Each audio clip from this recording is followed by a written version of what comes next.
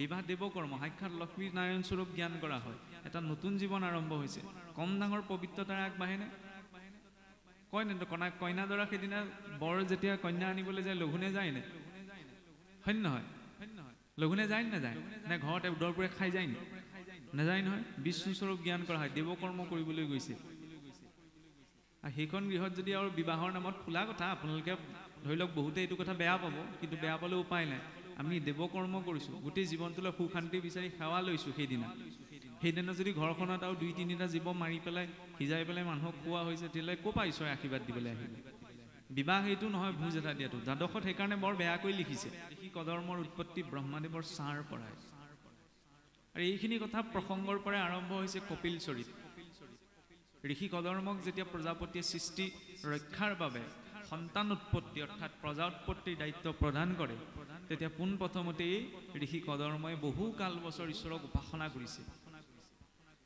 কিয় উপাসনা কৰিছে কাৰণ তেওঁ সৃষ্টি কৰ্ম কৰিবলৈ আগবাঢ়িছে তাৰ আগমুহূৰ্তত ঈশ্বৰ উপাসনাৰ প্ৰাধান্যতাটো দেখুৱাইছে আমাৰ বিয়া পতা আগত কি বিচাৰ কৰা হয় ল'ৰা ছোৱালী মাটি বাৰী কিমান আছে চাকৰিয়াল হয় নহয় ককাই ভাই কিমান এইবিলাক কথা কিন্তু ধৰ্মত মতি আছে নাই সেইটো কোনো প্ৰতি গুৰুত্ব নাই কানিমুনি কোবাই আগদিনা হৰণ লৈ আহেগে আৰু কিছু সকলে তাতে আৰু ধৰ্ম সকলো হৈ গ'ল বুলি ভাবে এইটো ভুল দৰ্শন বিবাহ এটা সামাজিক কৰ্ম নহয় বিবাহ দেৱকৰ্ম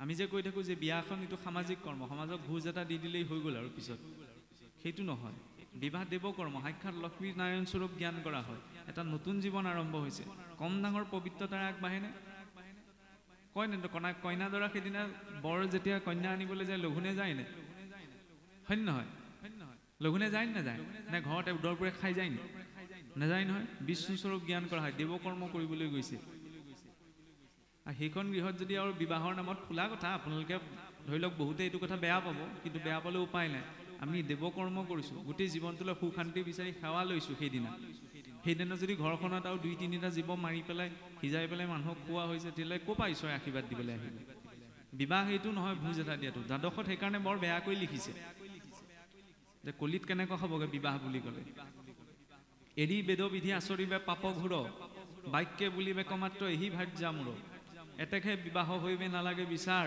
জ্ঞাতিও কুটুম্ব হইবে বেহি খাইবে তাৰ বেদ বিধি বেদ বুলি ক'লে আকৌ কিছুসকলে একদম নাক মুখ কুচাই দিব বেদৰ কথা ক'ৰ পৰা আহি দিয়া বেদ বোলে বামুণৰ বস্তুহে এইটো এটা বেয়া মানসিকতা যিদৰে সকলো কৰ্মৰ এটা ব্যৱস্থা আছে বিবাহৰো এটা ব্যৱস্থা আছে আগতে অসুৰবিলাকেওতো শাস্ত্ৰীয় বিধিৰে বিবাহ পাশত আবদ্ধ হৈছিল নহয়নে অসুৰেও যদি শাস্ত্ৰ বিধিৰ বিধানেৰে বিবাহত আবদ্ধ হৈছে আমি কিয় তাত বুজাবুজি কৰিম এইটো কথা বেলেগ যে কিছু সমাজে হোমপুৰি বিবাহ পাতে কিছু সমাজত বিধি পাঠ কৰে নহয়নে এনেকুৱা ধৰণৰ পৰম্পৰাও আছে গতিকে যি পৰম্পৰা আছে মুঠতে শাস্ত্ৰীয় পৰম্পৰা হ'ব লাগে কিন্তু তাকো নকৰি যদি ধৈৰ্য আচৰণ নকৰি যদি মনৰ ইচ্ছা অনুসৰি বিবাহ পাশত আবদ্ধ হোৱা হৈছে সেইটো সংস্কাৰ বুলি গ্ৰহণ কৰা হোৱা নাই বৰ্তমান বিবাহৰ অৱস্থাটো হৈছে ব্যৱস্থাটো কেনেকুৱা মুঠতে মিতিৰ কুটুম সকলোকে মাতি ভোজে ভাতে খোৱালেই হৈ গ'ল আৰু খেতিৰ বিবাহ বিয়াখন বোলে পিছত এইবিলাক নিয়ম কৰিম প্ৰথমতে ছোৱালীজনী সোমোৱাই লওঁহি ভোজ এটা দি দিম আৰু হৈ যাব আজিকালি মানসিকতাটো তেনেকুৱা সেইটো মানসিকতাত সংস্কাৰ নাহে অসুৰেও যেতিয়া সংস্কাৰক পালন কৰিছে আমি কিয় পালন নকৰিম গতিকে ক'ব বিচৰা হৈছে এইটো চাওকচোন সেইদিনা আমাৰ আকৌ ভাবি থাকে কোনবিলাক কথাত যে কন্যাৰ পক্ষতকৈ বৰৰ পক্ষটো ডাঙৰ বৰৰ পক্ষটো কেনেকৈ ডাঙৰ হ'ব দান ল'বলৈহে গৈছে দান ল'বলৈ যোৱাজন ডাঙৰ হয় জানো দিয়াজনহে ডাঙৰ কম ডাঙৰ দান দিছেনে জীৱনৰ আটাইতকৈ ডাঙৰ দান সেই কন্যাগৰাকীয়ে সেইখিনিতে পিতৃকুলৰ গুৰুত্ব ত্যাগ কৰিছে সেই গৃহখনৰ সৈতে সম্পৰ্ক কৰিছে স্বামীৰ গৃহখনৰ সৈতে সম্পৰ্ক বুলি সেই কথাটোতো গুৰুত্ব এটা নাই সপ্তপদী গমনৰ 7টা বাক্য যদি ভালকৈ শিকি বুজি লয় জীৱনত আকৌ পত্নীগৰাকীয়ে স্বামীয়ে পত্নীক টান মাত এষাৰ দিব নোৱাৰে সেইখিনি কথাটো গুৰুত্ব এটা নাথাকে ফটো মৰাৰ প্ৰতি পুৰা চবৰে পুৰা একদম আইডিয়া থাকিব লাগিব এনেকুৱা চিন্তা যে কেনেবাকৈ যদি ফটোখন মাৰিবলৈ পাহৰি গৈছে আকৌ পজ দি হ'লেও ফটো মাৰি থ'ব এইটো বেয়া কথা নহয় স্মৃতি হিচাপত কোনোবা বিবাহৰ ফটো একপি ৰাখিছে সিমানখিনিলৈকে আমাৰ গুৰুত্ব এটা থাকে কিন্তু যেতিয়া বিধি বিধান আচৰণ হয় সেইখিনি সময়ত বোলে সোনকাল কৰিব দেই এইটো কি কথা কিমান কোনো ধৈৰ্য নাই নে গোটেই জীৱনটোৰ বাবে বিবাহ পাশত আবদ্ধ হৈছে অন্ততঃ দেৱকৰ্ম কৰা সময়কণত বহি থাকিবলৈ শান্তি নাই জোতাই মোজাই যে তাত হেণ্ডুল ডুব কৰি থাকেগৈ সেইখন ঈশ্বৰৰ ক্ষেত্ৰ হয় নহয়নে চেণ্ডেলযোৰ প্ৰৱেশ কৰিব নালাগে আমাৰ ফটো মাৰিবলৈ দেখিব জোতাই মোজাই তেতিয়াহ'লে সেইখন ভেকু ভাওনাহে হৈছে খোলাকৈ কৈছোঁ, বহুতে বেয়া পাব, বেয়া পালেও পাওক, উপায় নাই, সেইটোৱে বাস্তৱিকতা হৈ আছে, তাতকৈ নকৰাই ভাল। পবিত্ৰতা ৰক্ষা কৰিহে বিবাহ। এফালে আমি ঈশ্বৰৰ আশীৰ্বাদ লৈছোঁ, তাতে যদি দুইজনে মদ খাই একদম তামাল নৃত্য দি আছে, আগতে অসুৰেও এনেকৈ বিবাহ কৰা নাছিল, আজিকালি আমি মানুহবিলাকে যেনেকৈ কৰোঁ, সেই সংস্কাৰবিলাক নথকাৰ কাৰণেইতো অধোগতি। কোনোবাই এইবিলাক কথা শুনিলে বহুত বেয়া পাব পাৰে, কিন্তু বেয়া পালেও সেইটোৱে সত্য। ভাগৱতে আমাক কি দেখুৱাইছে চাওকচোন, আমি সম্পূৰ্ণৰূপে শুদ্ধ নহ'লেও এটা ব্যৱস্থা আছে ন, সেই ব্যৱস্থা অনুসৰি বিবাহত আবদ্ধ হ'ব লাগে। যদিও এইটো বিধান আছে যে ব্ৰহ্ম বিবাহ আছে, আৰ্য বিবাহ আছে, প্ৰজাপত্য বিবাহ আছে, গন্ধৰ্ব বিবাহ আছে। গন্ধৰ্ব বিবাহ মানে কি? চুৰ কৰি অনা। ভগৱান কৃষ্ণই চোন ৰুক্মিণীক চুৰ কৰি আনিছিলে, গতিকে চুৰ কৰি অনাত বোলে কি আপত্তি আছে? ভগৱান কৃষ্ণই ৰুক্মিণীক পৰিস্থিতিত পৰি আনিলে, পৰিস্থিতি সাপেক্ষে কিছুমান তেনেকুৱা ব্যৱস্থা ল'ব পৰা মানুহৰ জীৱনটো হ'ব পাৰে, কিন্তু শাস্ত্ৰীয় বিধিৰে আনি পেলাই শাস্ত্ৰীয় বিধিৰে বিবাহ পাশত আবদ্ধ হৈছে নহয়, নহয়নে? এইটো কেতিয়াও হ'ব নালাগে যে বৰে কন্যাক পচন্দ কৰিলে, কন্যাই বৰক পচন্দ কৰিলে বুলি আনি পেলাই বোলে গৃহখনত সোমোৱালে, নীতি নিয়ম বোলে এসপ্তাহৰ পাছত আচৰণ কৰিম। গৃহত প্ৰৱেশ কৰিলে একেলগে আছেই, বুজি পাইছেই চাগে, হয়নে? তাৰ পাছত আকৌ নীতি নিয়ম আচৰণ কৰিলে কিটো থাকিলে? প্ৰথমতে নীতি নিয়ম, তাৰ পাছতে বিবাহ। বিবাহ বুলি ক'লে কম ডাঙৰ দায়িত্ব এটাক বুজা যায়নে? ভগৱান ৰামচন্দ্ৰে নিজৰ পত্নীক বিচাৰি 14 লাখ কিলোমিটাৰ খোজকাঢ়ি গৈছে। আমাৰ মানুহ হোৱাহেঁতেন এমাহৰ ভিতৰতে দ্বিতীয় এটা চলিউশ্যন বিচাৰিলেহেঁতেন। কিমান ডাঙৰ দায়িত্ব! কোনোবাই যদি তেওঁ দ্বিতীয় বিবাহ কৰিলে ক'বলগীয়া একো নাথাকিলে, এই বনত থাকোঁতে শৰণ কৰি লৈ গ'ল, কোনে নিলে গম নাপায়, আহি ৰজা হয় দ্বিতীয় বিবাহ কৰিলে।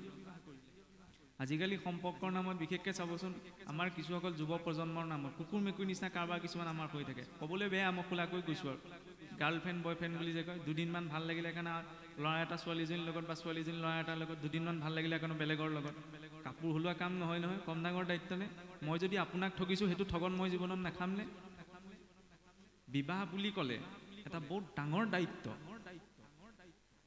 সেই দায়িত্বটো পালন কৰিবলৈকে সৃষ্টিৰ ধৰ্ম ৰক্ষা কৰিবলৈ ঈশ্বৰে প্ৰজাসকলক উৎপত্তি কৰিছে।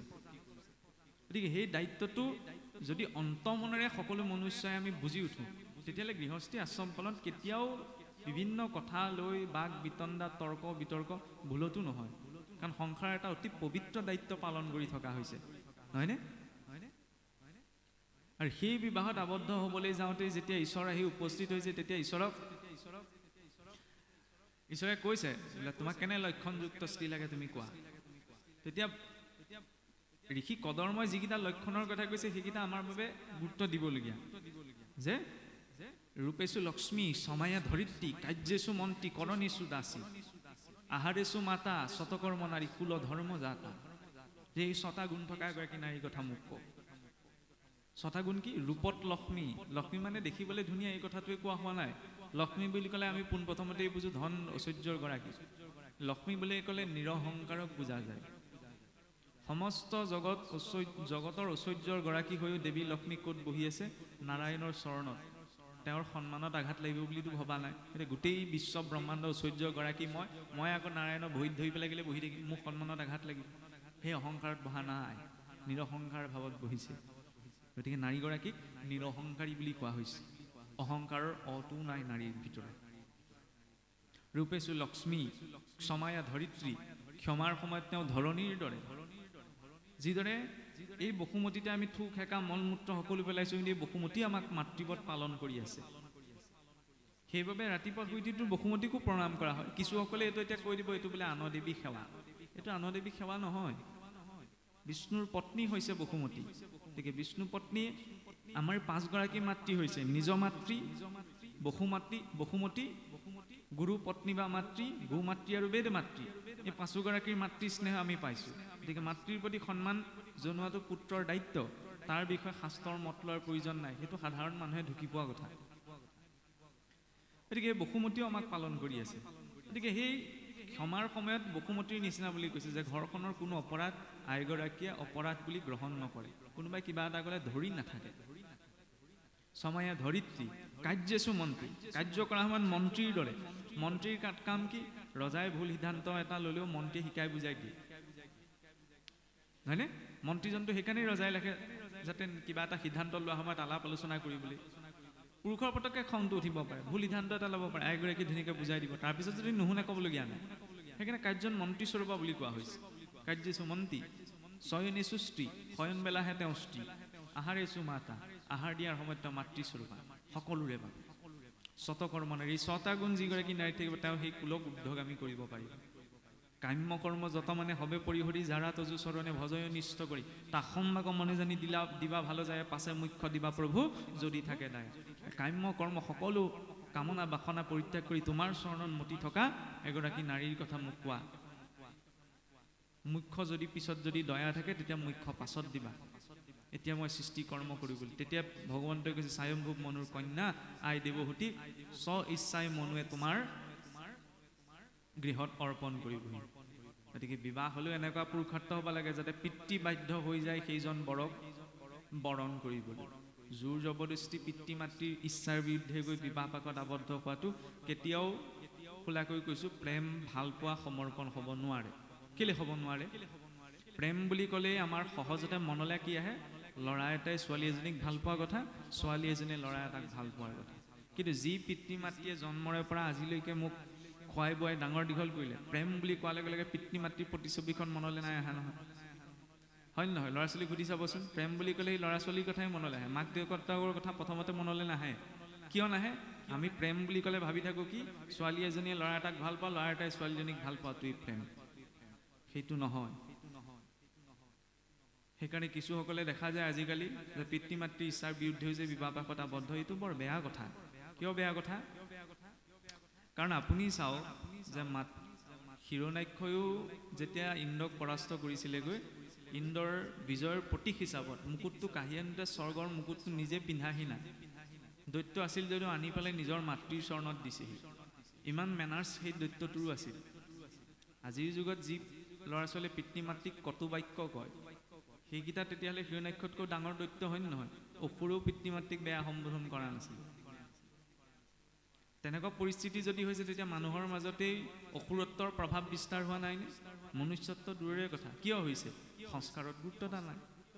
মনুষ্যৰটো গৰ্ভ সংস্কাৰ পৰা অন্ত্যেষ্টিক্ৰিয়ালৈকে অন্ততঃ 10টা সংস্কাৰ থাকিব লাগে। আৰু এই সংস্কাৰত গুৰুত্বতা ন্যায় কাৰণে চাওকচোন, গৰ্ভ সংস্কাৰ, পুংসৱন, হিমন্তু নয়ন, জাতকৰ্ম। পুংসৱন হিমন্তু নয়ন এইবিলাক ক'লে আমাৰ মানুহে মুখ ঘৰৰ ওপৰলৈ চাই থাকিব, এইবিলাক কি শব্দ? আগতে এইবিলাক চলিত প্ৰথা আছে, যিটো কিছু স্থানত পোহনী বিয়া বুলিও কয়। ইমানখিনি সম্ভৱ নহ'লে অন্ততঃ জীৱনটোত সাধাৰণ যিকেইটা প্ৰয়োজন, এনেকৈ নকৰাকৈ বোলে আমাৰ সংসাৰ চলি গ'ল, এইটো নহয়। সংসাৰ চলিও থাকিব। মই গা ধুই ভাত খালেও পেট ভৰিব, গা নোধোৱাকৈ ভাত খালেও পেট ভৰিব, কিন্তু গা ধুই খোৱাটো বেছি ভাল ন? গতিকে আমি যদি বিচাৰোঁ সংস্কাৰবিলাকত গুৰুত্ব এটা দি আৰু জীৱনটো ধুনীয়া কৰিব পাৰোঁ, যিমানে জীৱনটো ধুনীয়া হয় সেইবাবে নিজৰ বাবেহে ভাল। শাস্ত্ৰসমূহে এই মাৰ্গবিলাকেইটো আমাক দেখুৱাই দিছে। এতিয়া চাওক, কোনোবাই যদি পিতৃ মাতৃৰ বিৰুদ্ধে বিবাহ পাশত আবদ্ধ হৈছে, সেইটোক কিয় বিৰোধিতা কৰা হৈছে? কাৰণ যদি সেইটোক আমি সঁচা প্ৰেম বুলি কওঁ, যে পিতৃ মাতৃৰ বিৰুদ্ধে গৈ হ'লেও ইজনে সিজনক ভাল পায় কাৰণে আঁতৰলৈ গৈ হ'লেও বিবাহ পাশত আবদ্ধ, সেইটো প্ৰেম হ'ব নোৱাৰে। কেনেকৈ প্ৰেম হ'ব? ভাবি চাওকচোন আপুনি। আজি 6 মাহ, 1 বছৰ, 2 বছৰ, 3 বছৰ চিনাকিতেই যদি ইমান প্ৰেম বৃদ্ধি পালে, জন্মৰ পৰা যে বিশ্বামূত্ৰ ধুৱাই এই মাক দেউতাকে যিসোপা কষ্ট কৰিলে, তাত কি প্ৰেম নাই নি? সেইটো প্ৰেমক যে মই প্ৰেম বুলি দেখা নাই। সেই প্ৰেমটোৰ কাৰণে এই 2 বছৰ, 3 বছৰ বা 6 মাহ কেইমাহমানৰ চিনাকিক মই সেই প্ৰেমটোক উপেক্ষা কৰিছোঁ। তাৰ পৰা জীৱনলৈ ভাল প্ৰভাৱ আহিবনে? ইয়াত যে বিতুষ্ট কৰিলোঁ, সেইটো সেই বিবাহৰ ব্যৱস্থাৰ মাজত সোমোৱাৰ জৰিয়তে মই ভুগিব লাগিব। মই ভাবিছোঁ যে হৈ গ'ল আৰু এতিয়া বিবাহত সোমালোঁ যেতিয়া, শিৰত সেন্দুৰকণ দি দিলোঁ যেতিয়া, খেলা খতম আৰু সকলোৱেতো মানি ল'ব লাগিবই। কিন্তু তাত আমি সেইটো ভুগিব লাগিব। সেইটো আপোনাৰ জীৱনতো প্ৰযোজ্য, মোৰ জীৱনতো প্ৰযোজ্য। সেইকাৰণে বাৰে প্ৰতি ক'ব বিচৰা হৈছে যে বিবাহ এটা বৰ ডাঙৰ দায়িত্ব। বিধি বিধান অনুসৰিহে সেই দিশত আগবঢ়াটো মনুষ্যৰ বাবে বৰ প্ৰয়োজন। এতিয়া চাওক, স্বয়ম্ভুৱ মনুৱে নিজেই আহি নিজৰ কন্যাক ঋষি কদৰ্মৰ হাতত দি থৈ গৈছেহি। গতিকে বৰৰো প্ৰকৃতি এনেকুৱা হ'ব লাগে যে কন্যাৰ পিতৃয়ে নিজেই দিবলৈ বাধ্য হয়, জোৰ কৰিব যাতে নালাগে। সেইটোহে পুৰুষাৰ্থ, হয় নহয় বাৰু? শুনিবলৈ এইবিলাক কথা আচহুৱা লাগিব পাৰে, কিন্তু ভাবি চালে এনেকৈ যেন নালাগে। পুৰুষাৰ্থ হ'লে আনক জোৰ জবৰদস্তি কৰাতকৈ নিজৰ ভিতৰতে এনেকুৱা বৈশিষ্ট্য থাকে আমি সৃষ্টি কৰিব লাগে যাতে আনে মোক গ্ৰহণ কৰে। মই নিজক আনৰ আগত প্ৰস্তুত কৰিবলৈ যোৱাৰ আগতে যাতে আনে মোক গ্ৰহণ কৰিব বিচাৰে, এইখিনিত পুৰুষাৰ্থ লাগে। এতিয়া সেই ঋষি কদৰ্মক যেতিয়া স্বয়ম্ভুৱ মনুৱে তেওঁৰ কন্যা আই দেৱহূতিক যথা বিহিত বিধি অনুসাৰে বিবাহ প্ৰদান সম্পাদন কৰি গৈছেহি। ইয়াৰ পাছতে বহু কাল বছৰ ঋষি কদৰ্ম আৰু আই দেৱহূতিয়ে বোলে গৃহস্থী সংসাৰখনত বহু নীতি নিয়ম কায় কশ্যপতে বিধানে পালন কৰিছে। আমাৰ আকৌ কি হয়, এবছৰৰ পাছতে যদি কেনেবাকৈ ল'ৰা ছোৱালী জন্ম হোৱা নাই, সেইহাল দম্পতীক সমাজৰ কোনোবা এজনে, পৰিয়ালৰ কোনোবা এজনে ভাল দৃষ্টিৰে নাচায়। বিয়া পতা এবছৰ হ'ল, ল'ৰা ছোৱালী মুখ দেখাব কেলেই নাই পৰা। এইটো সমাজৰ কিছুসকলৰ, পৰিয়ালৰ কিছুসকলে এইটো বৰ বেয়া অধোগামী চিন্তা। এবছৰ হ'ল বুলিয়ে ল'ৰা ছোৱালী মুখ দেখুৱাব লাগিব, এইটো কি কথা হ'ল? শুনিবলৈ এইবিলাক কথা বেয়া, কিন্তু সেইটোৱে সত্য। বহুসকলে এইটোৱে ভাবি থাকে, কাৰণ যদি গম পালে বোলে বিয়া পতা এবছৰ হ'ল, পিছতে কি দিব ল'ৰা ছোৱালী কি এবছৰ হ'ল মাত্ৰ যেন ল'ৰা ছোৱালী জন্ম দিবলৈহে বিয়া পাতো কৰি আছিলে, সেইটো চিন্তা হয় জানো? সন্তান জন্ম দিয়াটো এটা পবিত্ৰ কৰ্ম বুলি শাস্ত্ৰসমূহে বৰ্ণনা কৰিছে, যাক সন্তান উৎপত্তি যজ্ঞৰ লগত তুলনা কৰিছে। যজ্ঞ কৰিবলৈ যাওঁতে পবিত্ৰতা লাগেনে? এটা নীতি সংযম লাগেনে? আজি ঋষি কদৰ্ম আই দেৱহূতিৰ জৰিয়তে কি দেখুৱাইছে? তেওঁ বহু কাল বছৰ নীতি সংযমত পালন কৰিছে, তাৰপিছত তেওঁলোক সন্তান উৎপত্তিৰ দিশে আগবাঢ়িছে। এইটো এটা আধ্যাত্মিক দৰ্শন, যাৰ জৰিয়তে সন্তান সৃষ্টিৰ কৰ্মটোকো এটা আধ্যাত্মিক প্ৰক্ৰিয়ালৈ ৰূপান্তৰ কৰা হৈছে। কাৰণ চাওকচোন, পিতৃ মাতৃৰ সেই সৃষ্টিৰ মিলন যজ্ঞ সম্পাদনৰ সময়ত যেনেধৰণৰ ভাৱ থাকে, তেনেধৰণৰ সংস্কাৰযুক্ত জীৱই আহি মাতৃগৰ্ভত থিতাপি লয়হি। গতিকে সেইটো এটা ভোগৰ ক্ৰিয়া নহয়। ভাগৱতৰ যিটো পদ্ধতি, সেই পদ্ধতিটোত পিতৃ মাতৃৰ বা স্ত্ৰী পুৰুষৰ সেই মিলন কৰ্মটোক এটা আধ্যাত্মিক প্ৰক্ৰিয়ালৈ ৰূপান্তৰ কৰি দিয়া হৈছে। কাৰণ তাক এটা ভোগৰ দৃষ্টিৰে চোৱা হোৱা নাই, তাকে আধ্যাত্মিক দৃষ্টিৰে গ্ৰহণ কৰা হৈছে। কাৰণ এটা জীৱন নতুনকৈ সংসাৰলৈ আহিব। অতিথি এজন আমাৰ গৃহলৈ আহিলে কিমান সুন্দৰ ব্যৱস্থাৰে আমি স্বাগত জনাওঁ, নহয়নে? আহিলে পালেহিনে, ধুনীয়াকৈ মাত বোল দি আহি আমি বহিবলৈ দিওঁ। তেতিয়াহ'লে এটা নতুন জীৱ সংসাৰলৈ আহিব, কিমান সুন্দৰভাৱে তেওঁক আনিব লাগিব, নহয়নে? সেইটো হৈছে আধ্যাত্মিক প্ৰক্ৰিয়া। আৰু তাৰ বাবে চাওকচোন, বহুখিনি কথাত গুৰুত্বতা দিয়া হৈছে শাস্ত্ৰীয় মাৰ্গটোত। যেনেদৰে এই কথা প্ৰসংগত এফালে এগৰাকী মাতৃয়ে যদি বিচাৰে, তেতিয়াহ'লে ব্ৰাহ্মণৰ বংশটো অসুৰ জন্মাব পাৰে। যিদৰে দ্বিতীয়ে বিচাৰিছিল ঋষি কাশ্যপৰ বংশতে, সেইকাৰণে কশিপু আৰু হিৰণ্যাক্ষৰ জন্ম। আৰু এগৰাকী মাতৃয়ে যদি বিচাৰে, তেতিয়া সেই অসুৰৰ বংশটোতো প্ৰহ্লাদৰ দৰে এটি সন্তান জন্মাব পাৰে, নহয়নে? যিদৰে কশিপুৰ বীৰ্যতে আপোনাৰ প্ৰহ্লাদৰ জন্ম, কিয়? তাত এগৰাকী মাতৃৰ সম্পূৰ্ণ হস্তক্ষেপ আছিল। দিনটোত আমাৰ 8টা প্ৰহৰ থাকে নহয়, গধূলা খোৱা প্ৰায় 3টা বজাৰ পৰা 6 বজালৈকে। এই 3 ঘণ্টাৰ যিটো সময়, এইটোক কোৱা হয় প্ৰদোষ কাল, প্ৰথম প্ৰহৰ ৰাত্ৰি। এই প্ৰদোষ কালৰ সময়ছোৱা হৈছে ইষ্ট উপাসনাৰ সময়। যেনেকৈ সন্ধ্যা লাগিল মাত্ৰক আমি গোসাঁই ঘৰত চাকি দিওঁ, নামঘৰত চাকি জ্বলাই। ইয়াৰ পাছতে দ্বিতীয় প্ৰহৰ, 6টা বজাৰ পৰা 9 বজালৈকে দ্বিতীয় প্ৰহৰ, 9 বজাৰ পৰা 12 বজালৈকে তৃতীয় প্ৰহৰ, 12 বজাৰ পৰা 3 বজালৈকে চতুৰ্থ প্ৰহৰ, ৰাতিৰ ছাতিৰ প্ৰহৰ। দিনৰ প্ৰথম প্ৰহৰ কেতিয়া আৰম্ভ হ'ব? এই ৰাতিপুৱা ঠিক 3 বজাৰ পৰা 6 বজালৈকে, যিটোক কোৱা হয় উষা কাল। সেই উষা কাল আৰু এই প্ৰদোষ কাল, এই দুটা সময়ত যদি বোলে স্ত্ৰী পুৰুষৰ মিলন হয়, তেতিয়া সেই তাৰ জৰিয়তে সৃষ্টি হোৱা গৰ্ভ নষ্ট হয়। দ্বিতীয় প্ৰহৰত উত্তম, দ্বিতীয় প্ৰহৰত ৰুগীয়া, তৃতীয় প্ৰহৰত উত্তম, চতুৰ্থ প্ৰহৰত সৰ্বোত্তম। এনেধৰণৰ সময়ৰ ব্যৱস্থাও আমাক শাস্ত্ৰই প্ৰদান কৰিছে। দ্বিতীয়তে যে সেইখিনি সময়ত পিতৃ মাতৃৰ ভাৱ কেনেকুৱা, তেনেধৰণৰ ভাৱযুক্ত জীৱই আহি গৰ্ভত থিতাপি ল'ব।